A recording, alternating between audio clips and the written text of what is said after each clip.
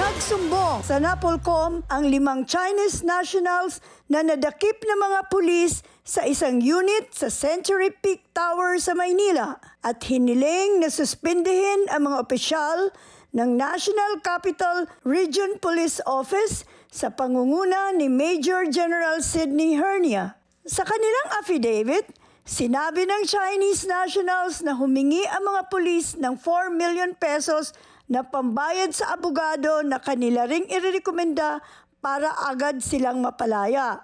Ang sinabing extortion attempt ay nangyari nang tumanggi ang mga foreign national na pirmahan ang isang dokumentong nagsasabing sila ay biktima ng human trafficking na nag-report sa pulis kaya isinagawa ang raid ng NCRPO at Anti-Cybercrime Group noong nakaraang linggo. Nakakuha ang Chinese nationals ng sarili nilang abogado sa tulong ng mga kamag-anak. Matapos umano'y magbigay ng tig-1 milyon at mabigyan ng access sa cellphone. Sinabi ng Head of Security ng Century Peak sa BNC na kinuha ang mga Chinese sa isang unit sa 32nd floor na hindi kasama sa search warrant na inisyu ng isang Manila City Judge. Nagpipilit na kumaod lumabas dito.